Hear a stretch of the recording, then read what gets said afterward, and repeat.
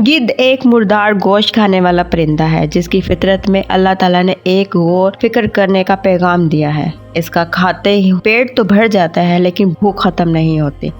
तो वो भागना शुरू कर देता है। वो भागते भागते खाया हुआ उलट देता है। उल्टी के बाद फिर खाने लग जाता है। फिर भी पेट तो भर जाता है लेकिन भूख खत्म नहीं होती। इसी तरह वो बार बार यही अमल दोहराता है लेकिन भूख नहीं खत्म होती, क्योंकि वो हराम और मुर्दार खाता है। ये कुदरत के वाज़ेह करदा आफाकी असूल हैं जो हराम खाने वालों के लिए लम्हा फिक्रियाँ हैं।